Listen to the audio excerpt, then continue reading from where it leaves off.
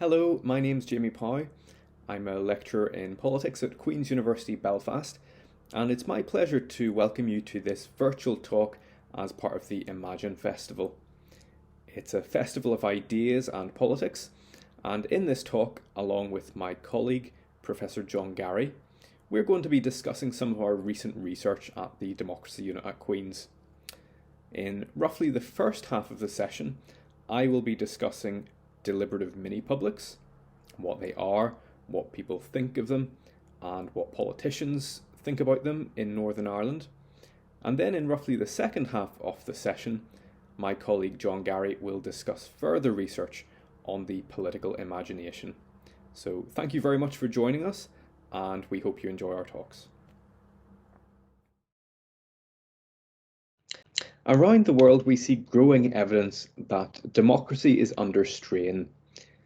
There is concern that too many citizens feel disconnected from decision making, and that the way democracy works, the way conventional institutions work, is falling short of their expectations. But over the last 2 decades, we've also seen democratic innovations, attempts to involve citizens directly in political decision making in new ways. A citizens' assembly is one such example, belonging to a family of democratic innovations known as deliberative mini-publics. So what exactly is a citizens' assembly? Well, in short, a citizens' assembly is a group of around 100 ordinary citizens who are randomly selected and broadly representative of the wider public, and they are brought together to consider a policy issue. Through a structured process of learning, deliberation and voting, citizens' assemblies help to inform public policy by producing considered recommendations which can then be forwarded to the government or put to a referendum involving the whole public.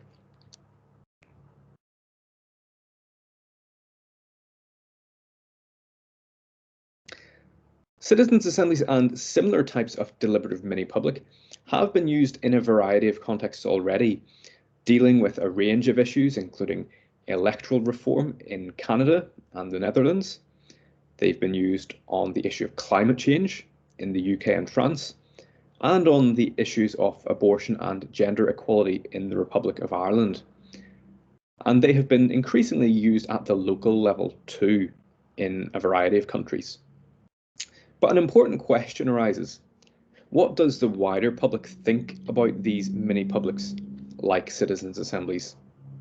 Since, by definition, if only 100 or so citizens are randomly selected to participate, what about everyone else who doesn't participate directly? Do they consider the use of mini-publics in decision-making to be legitimate?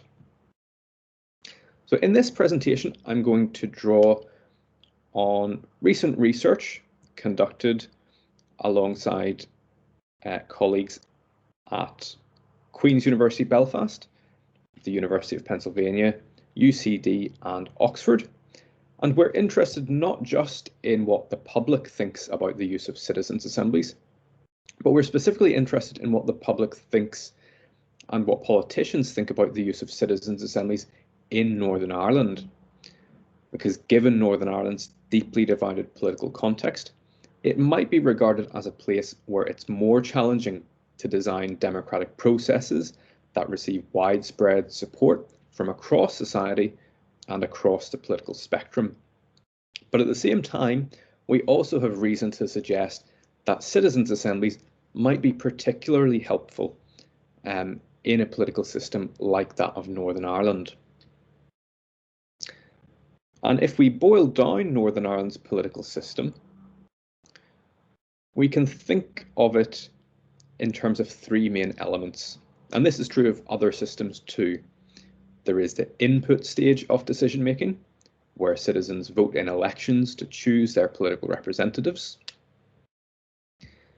Then in what we might call the throughput stage of the process, these representatives consider different policy options. And then finally, we have outputs in the form of policy decisions. But in Northern Ireland's political system, which is known as a consociational political system, there are a number of features that may pose specific problems at each of these stages. First of all, at the input stage, even though there is a proportional electoral system to the assembly, the party system is dominated by ethno-national competition, or what we might call informally orange and green politics. The reason for this being a potential problem is because for the last 15 years or so, the annual Life and Time survey has found that at least 40% of people in Northern Ireland identify as neither unionist or nationalist, a far higher proportion than that in the Assembly among MLAs. So in other words, people who are more moderate on the ethno-national dimension are underrepresented by elected decision makers in the Assembly. And then the decision-making process itself is often characterised by negotiation and bargaining among political representatives along party lines and serving party interests, which can be at the expense of promoting more reflective deliberation in search of a common interest. And a final issue that we have seen in the design of Northern Ireland's political system is that whilst vetoes are intended to protect community interests against possible discrimination, in practice there can be routine gridlock if veto rights are frequently used and abused. And this last problem of gridlock is particularly pressing in the Northern Ireland context because it has the potential to destabilise the system and potentially threaten the very sustainability of the devolved institutions.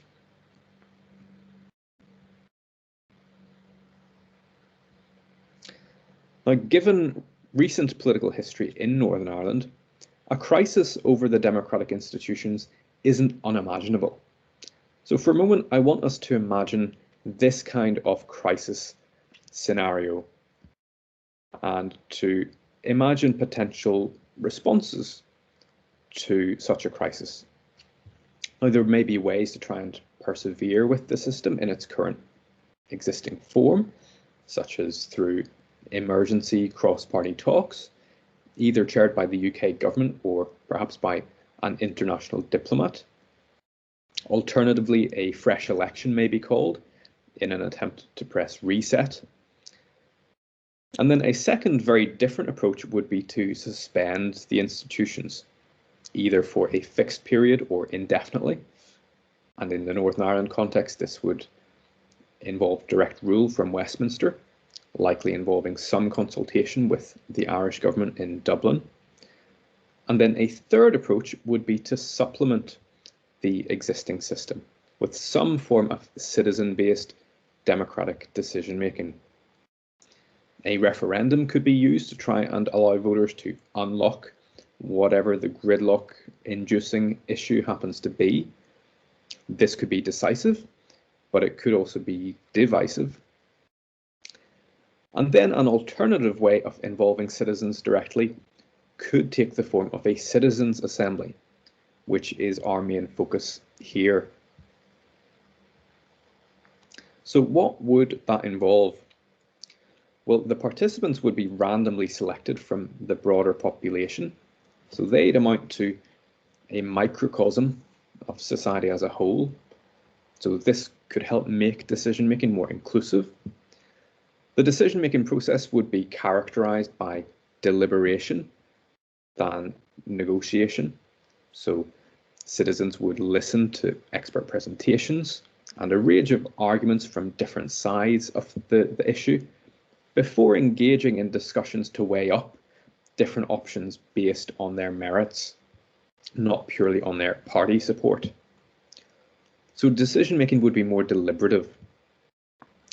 And after carefully considering and weighing up the different options, the Citizens' Assembly members vote, usually based on a simple majority, to reach a collective decision on what they think is the best way forward. So in the context of a political crisis, this could be a basis for helping to unlock gridlock. But what does the wider public think about this kind of idea? And how do their attitudes compare to their attitudes towards other alternatives? Well, in the first part of our study, we conducted a survey on a representative sample of the public in Northern Ireland, involving just over 1,000 participants. This was from a few years ago, and we presented them with this scenario. On some important issues, such as flag display and the issue of welfare reform, the political parties in Northern Ireland find it very hard to agree with each other, and this leads to political crises. When such a crisis happens, there may be a number of ways to try and resolve it. And then the respondents were asked to please tell us to what extent they thought each of the following approaches is a good idea or a bad idea. And the different possible approaches presented to the survey respondents correspond to the different possible ways of dealing with a crisis that I just mentioned. Preserving the system through cross-party talks chaired by the British government or an international diplomat, or holding a fresh election. Alternatively, abandoning the system through direct rule from Westminster, or through supplementing the system with a referendum or a citizens' assembly. And we asked respondents to what extent they thought each of these forms of decision-making would be a good or bad idea. Now, since the idea of a citizens' assembly may have been new to people, we did provide respondents in this survey with some background information to summarise the key features of citizens' assemblies and how they may work. So feel free to pause the video here if you want to read the text in full. But one thing to note is that the survey respondents were told that the decision reached by a citizens' assembly would be binding rather than advisory. And the reason we did this was to be able to directly compare people's perceptions of citizens' assemblies more effectively to the other approaches. So what do people think? Well, compared to other forms of decision-making, we see here from the results that people were just as likely to support a citizens' assembly as an institutional response to crisis as other forms of decision-making, namely the default response, which is cross-party talks chaired by the British government, or for a more familiar form of decision-making involving citizens directly, namely a referendum. And overall, 62% of respondents thought that a citizens' assembly would be a good or a very good idea. The remaining three options were less well received. A majority of people thought that direct rule, an immediate election, or cross-party talks chaired by an international diplomat would be a bad idea. So compared to other options, there does appear to be a relatively high level of support for the use of citizens' assemblies. And now we can ask how that support varies across different sections of the population. In this table, we do see some variation across different groups. For example, more nationalists say that citizens' assemblies are a good idea compared to unionists and those who identify as neither nationalist nor unionist. More Catholics say the same compared to Protestants and people with another or no religion. And more female respondents than male respondents said they thought that a citizens' assembly would be a good or very good idea. But perhaps the most interesting pattern in this table is that despite some variation in the level of enthusiasm, a majority in each of these groups still said that they thought that a citizens' assembly would be a good idea. So more than 50% in each of these categories.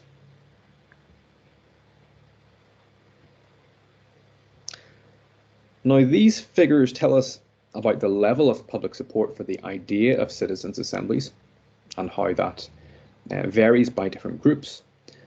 But what if citizens were faced with a decision made by a mini-public with which they disagreed? Would they really accept that decision? So to answer this question, and so to more robustly test citizen support, we conducted an experiment. And in this experiment, we focused on a pretty salient and contentious issue at the time of the experiment back in 2017.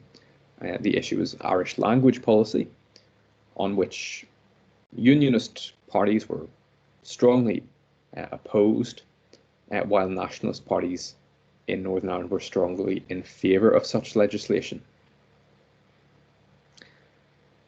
And in our experiment, we first of all asked the 2,000 respondents who took part, we first of all asked them what they themselves thought about an Irish Language Act, whether they were in favour or against.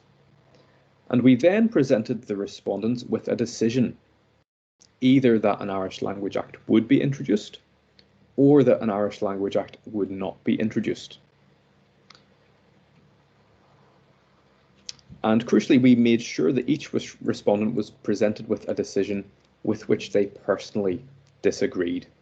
So people against an Irish Language Act were presented with the decision that one would be introduced, and vice versa.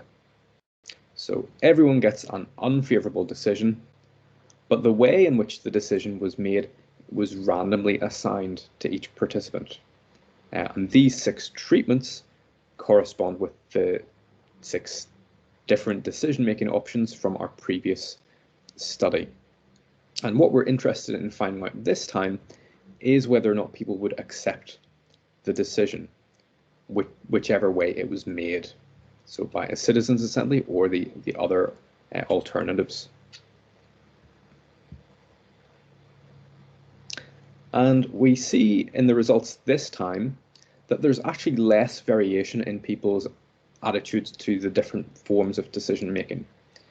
Across all 6 groups, an average of 78% said that they would accept the personally unfavourable decision, compared to 22% who said that they would refuse to accept it.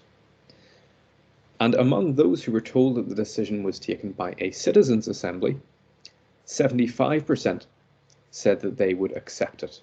That's not significantly higher or lower than the acceptance rate in the other groups. The only exception was the referendum condition. 94% of those who were told the decision was taken by a referendum said that they would accept the decision, and that was significantly higher than for all the other forms of decision making presented here. And when we dig a little deeper into the results, into these results, we see that the strength of people's ideological views helps to explain why acceptance levels in the referendum condition are particularly high. Among those who identify as strongly unionist or nationalist, and that amounts to 1 in 5 respondents, just over 40% said that they would accept the decision taken by a citizens' assembly, and that's half the acceptance rate for respondents identifying as moderately nationalist or unionist, or neither. And another way of looking at the results is that unfavourable decisions taken by citizens' assemblies aren't necessarily accepted to a lesser extent than those taken in most other ways. But unfavourable referendum decisions seem to attract acceptance from those with the strongest ideological views, in a way that other forms of decision making don't. So taken in the round, these findings of public opinion suggest not only is there a high level of support for the general idea of a citizens' assembly as a response to political crisis, but that this support is robust. So compared to most more conventional ways of responding to crisis among politicians, a citizens' assembly has the potential to take decisions that are perceived as equally legitimate even if those decisions go against people's own preferences. But barring a revolution, a citizens' assembly that plays a formal role in decision-making could only be established by the existing political system. So a basic level of support from politicians would be necessary to establish this kind of role. So it's important to understand the views of political parties as well as the views of the public towards the potential use of citizens' assemblies. So in the final part of our study, we conducted interviews with members of the Northern Ireland Assembly from all 5 of Northern Ireland's main parties. We asked them many of the same questions that we asked the public in our initial survey on the general idea of citizens' assemblies. And this graph shows the difference in the percentage of MLAs who thought each option would be a good idea compared to the public. And we clearly see that the biggest difference between the two relates to the idea of decisions being made by a citizens' assembly. Just 17% of MLAs thought that this would be a good way to make decisions, much lower than the level of support from the wider public. And we asked a series of open-ended questions to try and delve deeper into the views of MLAs, helping us to understand why many were so negatively disposed to citizens' assemblies. And by far the dominant theme that emerged was that decision-making by a citizens' assembly would be undemocratic. It would undermine the role of elected representatives and would simply duplicate the work that they already carried out. And here are some of the views as they were expressed. And they suggest a strong connection in the minds of many MLAs between the general idea of democracy and the way it should work in practice. The idea that democracy takes a representative form with elections at the heart of it. So feel free to pause and to read some of these comments.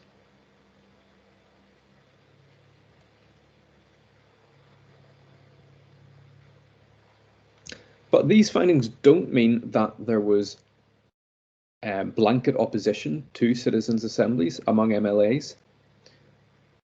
Both 61% of MLAs and 61% of the public said that they support citizens' assemblies as long as they make recommendations to be considered by politicians, rather than to make either binding decisions or to have no role at all. And again, if we turn to some of the open-ended comments, we can help to understand why that citizens' assemblies could help to get different views, to help to understand public opinion, and that they might be able to help break political deadlock. So again, you can take a look at some of these comments from a few different MLAs to get a flavour of their feelings on this potential use of citizens' assemblies to make recommendations rather than binding decisions, or to play no role at all.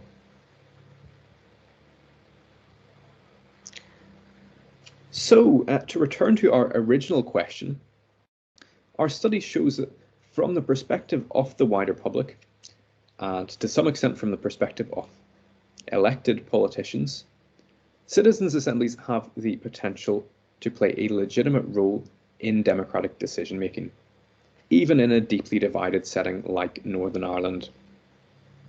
Now, in our study, we largely focused on the use of citizens' assemblies compared to other options in a particular scenario to try and address gridlock on contentious issues. But of course, they could also be used in other circumstances as well, aside from moments of crisis.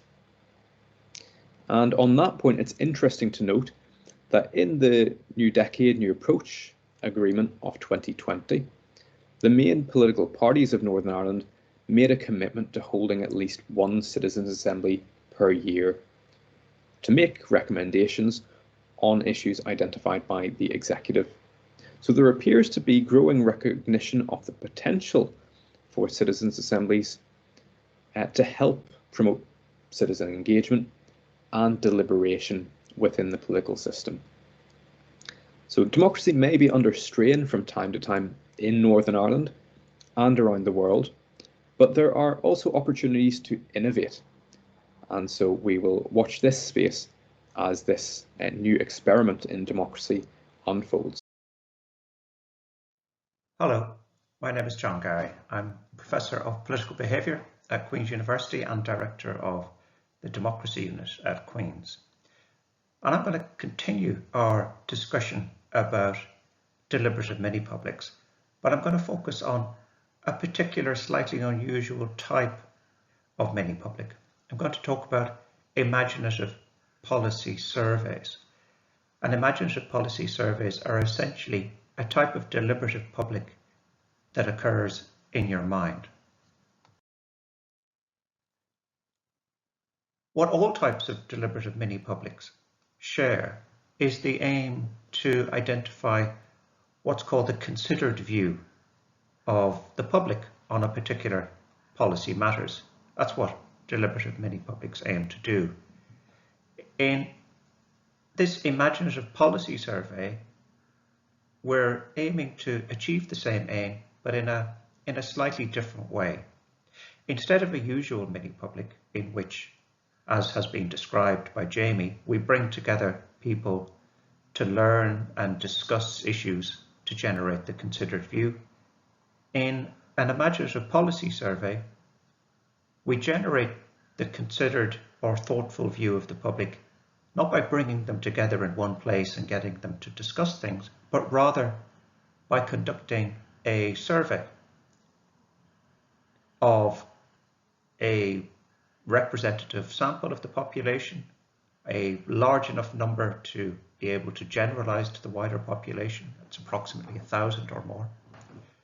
And in an imaginative policy survey, we conduct such a survey and we individually provide people, the participants, with information and arguments, and we ask the participants in the survey to engage with the policy issue and to imagine that they're having a conversation about the policy issue with somebody that they are likely to disagree with. In short, then, an imaginative policy survey is rather like a normal attitude survey or opinion poll, but it's got added features that enable the respondents to learn about a particular policy issue, to understand arguments in favour or against a particular policy proposal, and it enables the participants to engage with the views of others, not by talking directly to other people, but by imagining that they are. And so that overall, the participants in an imaginative policy survey can come to an overall informed or considered view on the policy issue. And what I'll try to do is make this as clear and sensible as possible by talking through a particular example in a research project that we conducted. And the example is based in Northern Ireland and relates to the issue, the quite salient and divisive issue of flag display. And in our imaginative policy survey, we conducted a normal survey of the Northern Ireland population. We had 1,000 people from all across Northern Ireland who were a good representative sample of the Northern Ireland population as a whole. But in addition to a normal survey in which people get asked questions about policy issues, there was a couple of unusual aspects to this survey. The first unusual aspect to this survey was that when people were participating in the survey, not only did we ask them questions, but we also asked them to watch videos. And we asked them to watch a video, a short film, which provided a description of the background to the whole issue of flag display in Northern Ireland. And it gave a background description of the disagreements that occur over flag display and issues relating to it. We also asked participants in our survey to ask us to watch a second video. And in this second video, we described the arguments in favour and against particular policy solutions to disagreements over flag display. So the first unusual aspect of our survey was that we sought to inform our survey participants about the general issue of flag display, particular solutions to the flag display issue, and arguments pro and con each approach. The second unusual aspect of our survey was that we wanted participants to reflect upon and engage with the views of others. And we did this by asking our participants to imagine that they were talking to someone. Not to actually talk to someone, but to imagine that they were talking to someone about the issue of flag display. In particular, we asked them to imagine that they're talking to someone who comes from a different background from them and has different views to them on the issue. And I'll elaborate how we did this to give a clearer sense of it. The instructions that we gave to people who were participating in our survey are as follows. We said to people, in relation to the issue of flag display in Northern Ireland, there are three possible solutions to the disagreements on it. There are three main options, policy options on the issue of flag display. The first is the Union flag should be flown from all public buildings all of the time. The second option is the Union flag should not be flown at all from any public buildings. And a third option is the Union flag should be flown on designated days only from all public buildings, that is 18 days a year. And so here we have a policy option which is very firmly on the pro-flag display side. Option one, a policy option which is totally against the flag display option.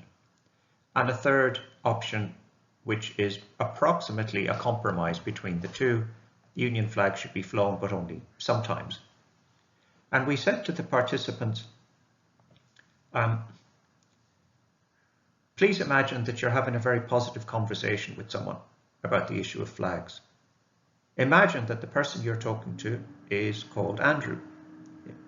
Imagine that he's 35 years old, works in a bank in Belfast city centre. In his spare time, he helps out with training with a youth football club. He's from the Protestant Unionist community, and he thinks that the Union flag should be flown all the time from public buildings. Please imagine that the conversation you're having with Andrew is a very positive and constructive one, in which you are sharing your views and thoughts sincerely with each other in an open-minded way that is respectful and friendly.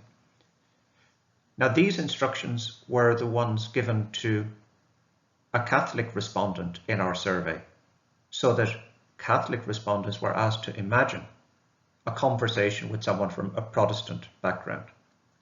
If you were a Protestant participant in our survey, you were given essentially the same instructions, but you were asked to imagine that you're talking to somebody from a Catholic background. So in other words, all participants were asked to talk to somebody from a different background to themselves. The instructions then to the participant were, imagine that you are discussing option one with Andrew. And option one is the Union flag should be flown from all public buildings all the time. Andrew agrees with this option. He believes the Union flag should be flown all the time. What kind of things do you think Andrew might say in support of his view that the Union flag should be flown all the time? So the survey participant was instructed to imagine that they are talking to Andrew, and they were asked to imagine how Andrew would articulate his views on the issue, on the option of the Union flag flying all the time. So the participant is asked to imagine, what would Andrew say in defense of this option? Moving on to B, the participant is then asked, how would you respond to Andrew? So in this imagined conversation in your head, what would you say in response to what Andrew has just said? And then C, what might Andrew reply to you? So how would you imagine that Andrew would respond to what you've said? So from this set of instructions about option 1, the participant is guided or asked to have a fairly detailed conversation with somebody from a different background to them on the first policy option, which is the option of having flags flown from public buildings all the time. The participant is then asked to imagine that they're discussing option 2 with Andrew.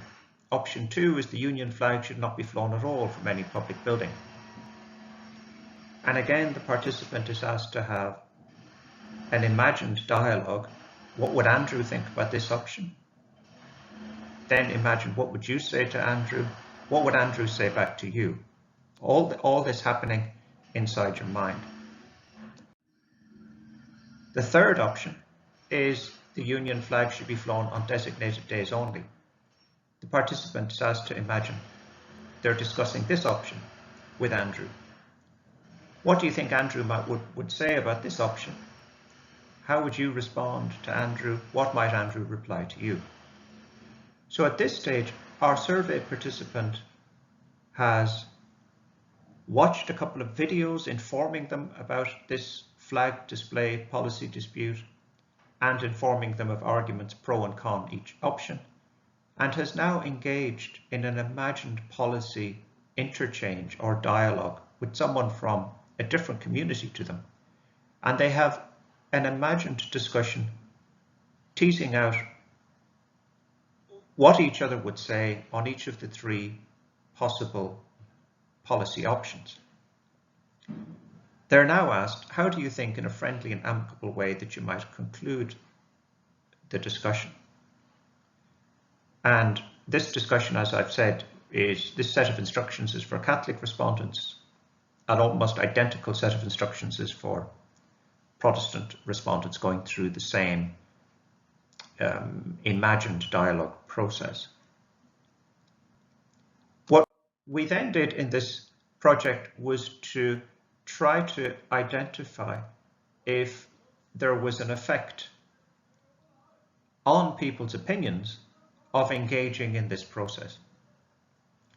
In other words, if you ask a sample of the public to watch videos on this particular policy issue and to engage with someone from the other community with them in an imagined dialogue on all policy options, does undergoing or going through that process result in you having slightly different views at the end of it compared to someone who didn't go through that process at all?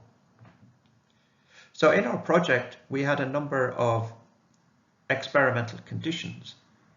And in one condition, we just asked people conventional survey questions. We didn't ask them to watch any videos or undergo this rather unusual imagined dialogue task. And then in other experimental conditions, we asked people to either watch videos or watch videos and do the imagined dialogue.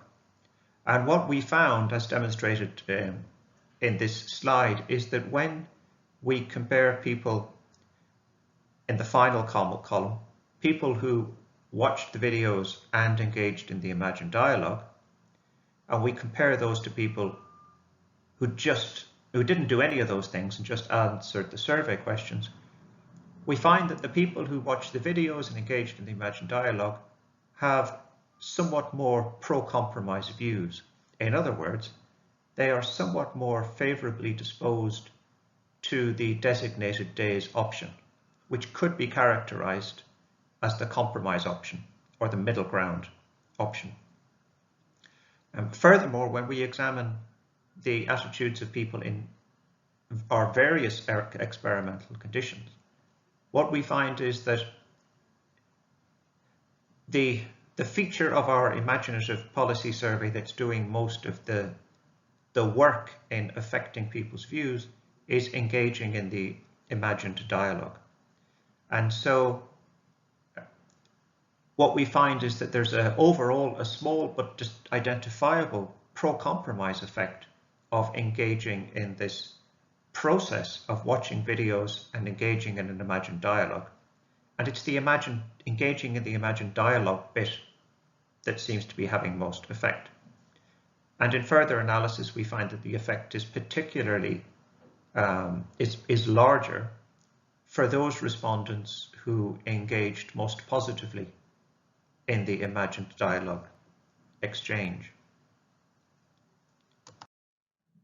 So at this stage, what one can say is that we have described what an imaginative policy survey is. It's basically a normal or typical attitude survey or opinion poll of a representative sample of the whole population. But it's got these unusual added features which will enable the participants to come to a considered view, or a more considered view, a more informed view than a typical opinion poll in which people just give off-the-cuff answers. And we have described how an imaginative policy survey would work and shown that it has a small but identifiable pro-compromise effect on views. So imagine if there was a disagreement over an issue such as flag display, and a range of different ways of trying to resolve the issue were tried, but no success was reached. One option in the democratic toolkit, as it were, could be this particular version of a mini-public. In other words, an imaginative policy survey.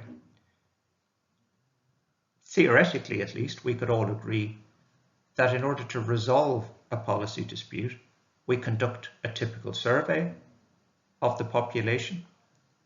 We include videos enabling people to learn about the background to the issue, and videos enabling people to more fully understand arguments in favor and against different policy solutions. And we further enable people to reflect and engage to some extent with the views, albeit imagined, of people from a different community. And we could, in theory at least, decide to make a policy decision on the basis of the results of that imaginative policy survey. So if at the end of that surveying process, a clear majority was in favor of option B rather than option A or option C, whatever option it was, one could imagine, in theory at least, saying, okay, well, let's just go with that. Let's have that as our final answer to this policy dispute. That theoretically possible process of decision making to overcome policy disagreement immediately prompts many questions, but one particular question it prompts is, what on earth would the public generally make of this idea of making decisions in this way? Would they think it's a slightly crazy thing to do, or would they think, okay, that's a fairly reasonable way to proceed when we have deep disagreement? In order to try and identify what the general public might think of this theoretically possible decision-making process, we conducted an experiment. And in particular, in this experiment, we wanted to find out if the public would regard a decision-making process which involved imagined discussion compared to real discussion as problematic. In other words, if you say to the public, we have a decision-making process using a conventional mini public in which we bring people together and we get them to discuss the issue with each other. What do you think of that compared to an imaginative policy survey where we get people to learn about an issue, but instead of bringing them together to discuss it, we simply ask them to imagine a discussion in their head. So what would the public think about those different ways of making decisions? In the experiment we conducted, we had 3 experimental conditions in which the participants were randomly distributed. In the first condition, in the top left of this slide, we informed the participants that a decision would be made by a group of citizens, and in that decision-making process, the group of citizens would receive information about the policy issue. They would receive arguments pro and con a policy issue, and they would make a decision. In the second option, in the top left or top right of this slide, is the conventional mini-public option. People are brought together, they receive information and arguments pro and con a certain policy options. They then have face-to-face group discussions. They sit around tables and they discuss things, they talk to each other, and they reflect upon the relative merits of different policy options, and then they make a decision. In the third experimental condition, it essentially captures the imaginative policy survey. We have a group of citizens, but we don't bring them together. We keep them apart from each other. They individually receive information about the issue and the pros and cons of each policy option. They then imagine that they're having a conversation about these issues and with someone with whom they're likely to disagree, and then they make a decision. And then we wanted to identify from the experiment whether the extent to which people would find these different ways of making a decision acceptable or not. And what we find, this graph shows the level of acceptability indicated by the experiment participants across these 3 different types of decision making. And we find that there's no difference. In other words, the public seem to be just as happy with a decision-making device in which imagined dialogue is a component as they are with the decision-making device in which real dialogue is a component. So all 3 types are equally liked. What's interesting, however, is that when we break down the information according to people's community background, whether they're from a Catholic background, a Protestant background, or other, we do find some variation. We find that in the middle section of this graph, that's the condition under which represents a conventional mini-public. People are given information and they have real conversations with real people around a real table. What we find is that there's variation across community in relation to the extent to which people regard that decision-making device as acceptable. That decision-making device is found to be more acceptable by Catholics, the dark column in the center of the graph, than by Protestants in this experiment, the lighter pillar. In contrast, in the right-hand side of this graph, the 3 columns relate to the level of acceptability that participants have with the imagined policy survey involving the imagined dialogue. And here we essentially see that there is no difference when you take the uncertainty of the estimates as indicated by the error bars on each pillar into account. The level of acceptability is essentially the same, irrespective of whether you're Catholic or Protestant or other. So these findings are interesting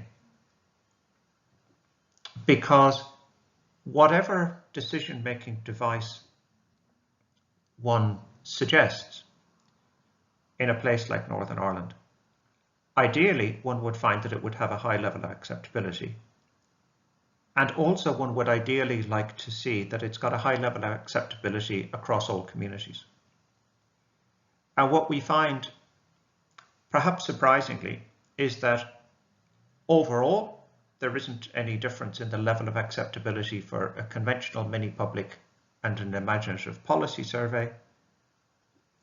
But the imaginative policy survey is equally liked by all communities, which could be seen as an advantage. In conclusion, what we have described in this overall presentation are deliberative mini-publics, the conventional version of them. We've also described a rather unusual or further version of mini-publics based on imagined dialogue rather than real dialogue. But what's similar about both of these approaches is that both are trying to do the same thing.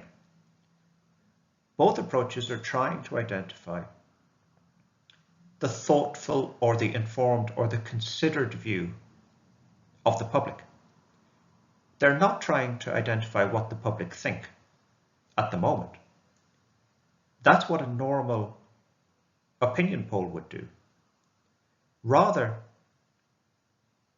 what both of these approaches described in this presentation are trying to do is identify what the public would think if they were informed about the issue, if they considered the arguments, and if they engaged with those with opposed views.